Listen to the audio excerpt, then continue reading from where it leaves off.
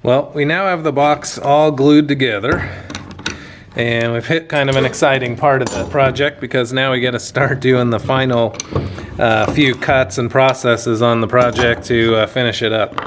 So what I've ended up with is a box that's completely sealed and glued shut, and you're probably wondering how you're going to open this box, but we'll get to that.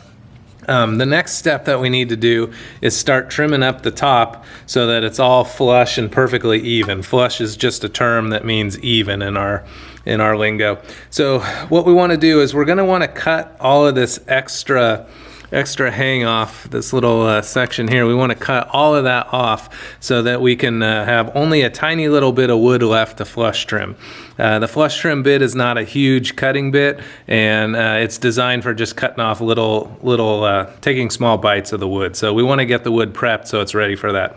So one of the easiest ways, I just put a pencil right against the edge here and just kind of trace a line, and I'll do that on all the sides. And what you'll see is some of them are already tight enough to where I don't really need to cut it, and some sides I need to cut some off. So that's going to be fairly typical. Again, I put the pencil right there. It kind of spaces the cut line about 1/8 of an inch away from the edge, which is a pretty good amount to flush trim off. Okay, so that's how I do that. Next step is to go cut that off at the bandsaw. I'll meet you over at the saw.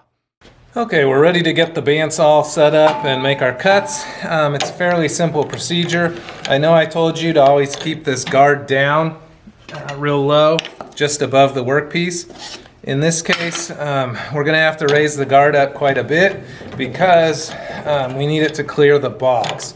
So in other words, there's a fair amount of blade showing. We want to make sure we're keeping our hands away from that blade and that they're not going to get anywhere near that blade as we're cutting. So I've got the guard up high enough so that the box can slide up under it, and I'm going to keep my hands all on one side as I push. And remember, I'm never pushing into the blade, I'm always pushing around the blade. Just in case something goes wrong, my hands don't shoot into the blade, they will shoot past it. Okay, if something happens, I don't want my hands to be pushing into the blade because that's where they'll go. If they're pushing this way, that's where they'll go. So I want my hands pushing around the blade, never into it. Okay, so I'm going to keep my hands over on this side. Now, some of you more astute observers out there might be wondering, why am I not using the fence?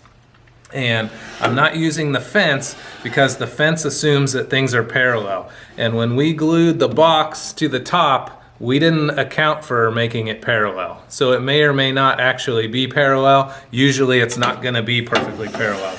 So we're not going to use the fence on this one. We're just going to freehand it. All we need to do is get it close. It does not need to be perfect. The main thing you want to watch is you do not let the blade hit your box because that will ruin the box and put a deep gouge in it. Okay, so let me turn the dust collector on. We'll start cutting.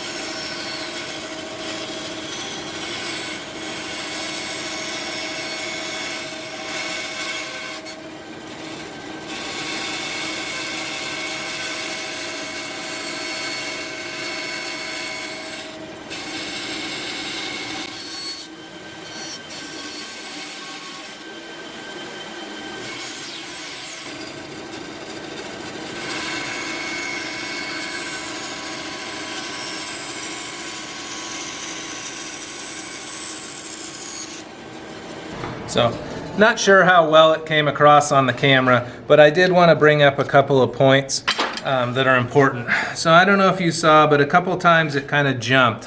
Especially it was over here where there was this knot. And when I was cutting, where I hit the knot, it kind of jumped out of the cut. And I don't know if you could tell on the camera, but the box kind of shot forward an inch or so. It's not dangerous because my hands were on the side so that just in case something happened, my hands would not push into the blade. But a lot of people get injured because their hand will be in the way of the cut. Something will make it jump forward and then they'll get cut. So that's why I say you always want to keep your hands outside, and that was just a good example of like what could go wrong and why you always keep your pressures never pushing into the blade. Your pressure is always pushing around the blade.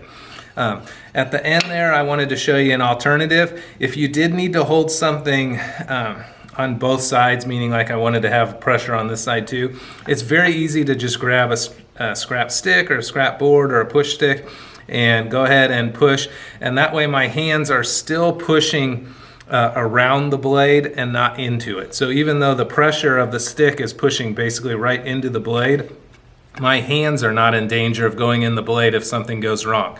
Remember, your hands will always go wherever they're pushing, and so if something goes wrong, your hands are going to leap ahead wherever they were putting force. So just be careful of all that, and keep an eye on where your hands are and where your pressure's going, because as we get more advanced in the class, you're going to be making more and more different and difficult cuts, and you always want to remember the basics, of which one of the most important is you never put pressure into the blade of one of these tools. Okay? All right, I think I've talked enough about that.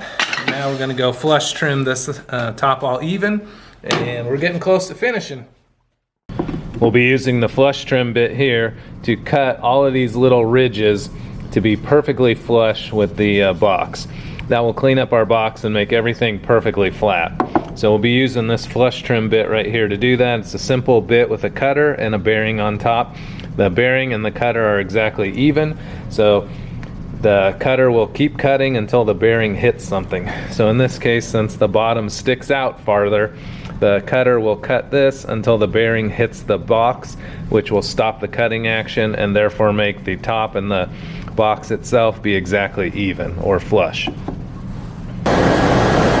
We're going to cut all of the end grains first because they're more likely to split out and leave a little chip. So we'll try to cut all those first. I'm going to do it two different ways. I'm going to use the miter gauge. If your table is equipped with one of these, it makes it a little safer. And in the second cut, I'm not going to use the miter gauge, so those of you without a miter gauge capable router can also do it as well.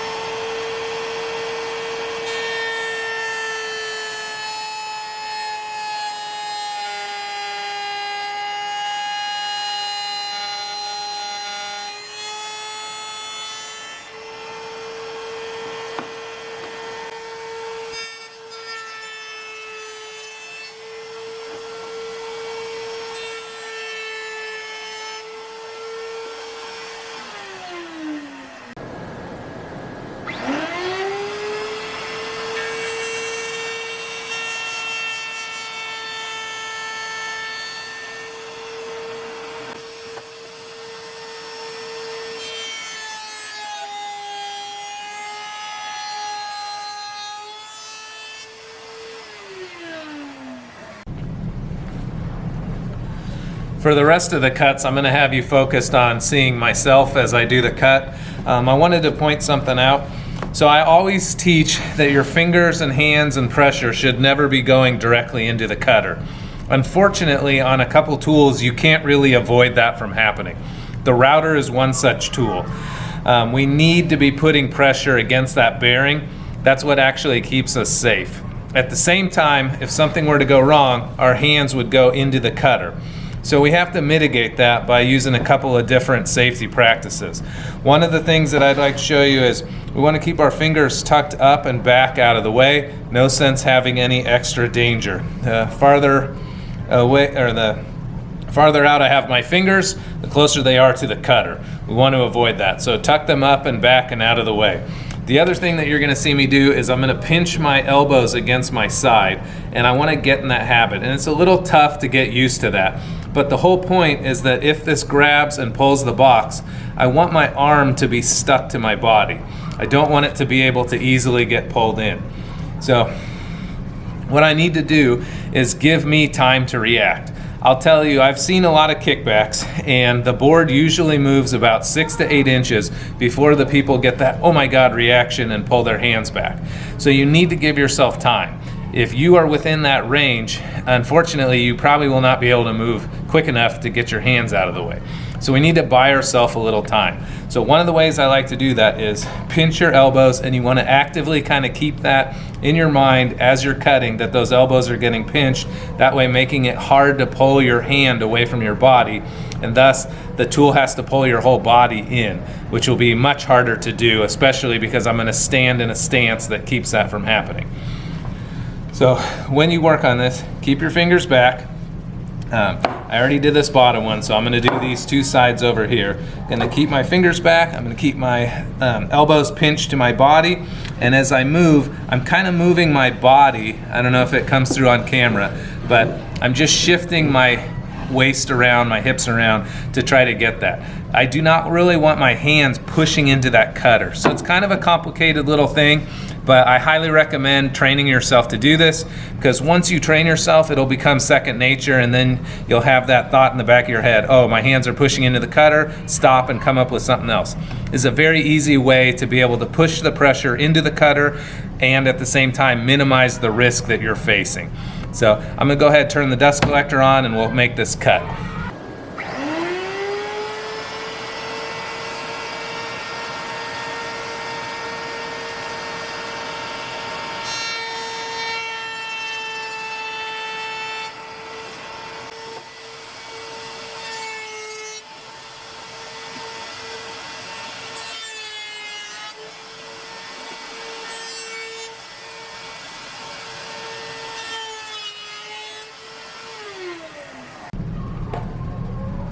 I know that can be a difficult concept, and it's one that takes a little practice to master.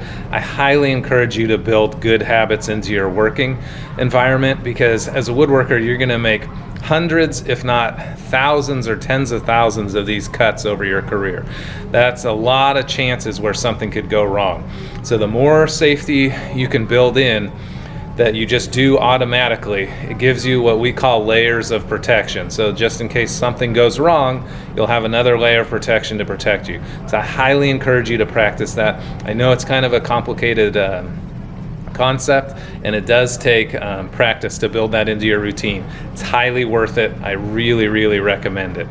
Now that we've gotten this thing completely trimmed flush, all the sides now are completely even, everything's nice and flat, and our box project's starting to look good. We are now going to break all of these corners. These are all perfectly machined, and they're all very sharp right now. So if you run your finger along these, you can easily slice your fingers or hands, and obviously that doesn't feel good to hold.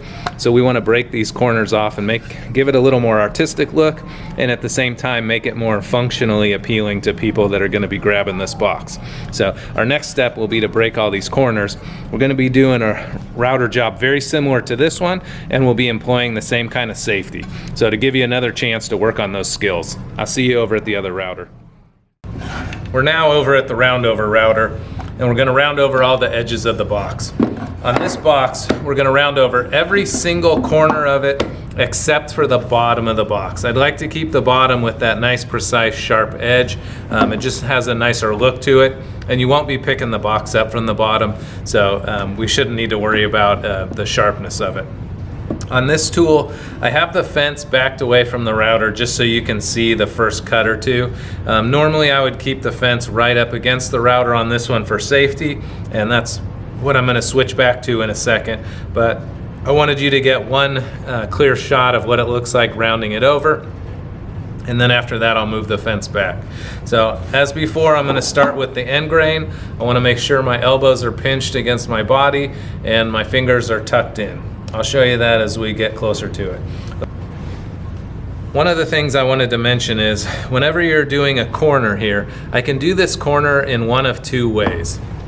Back this out just a bit.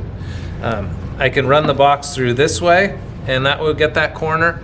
I can also tilt the box up and run it through this way, and that will also get that corner. So just so you can see, same corner,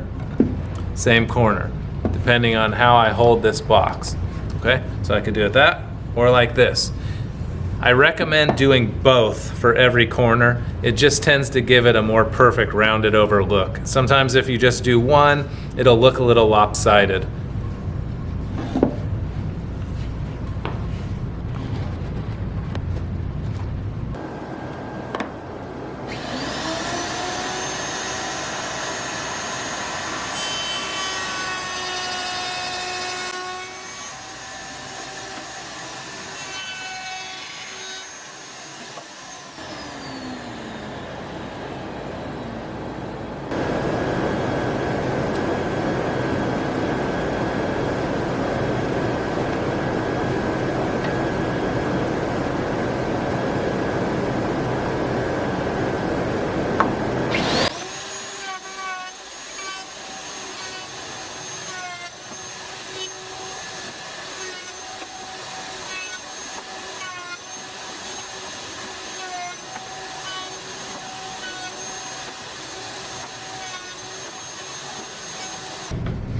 So the box is all rounded over now. All the edges are broken and they feel nice and smooth to the touch.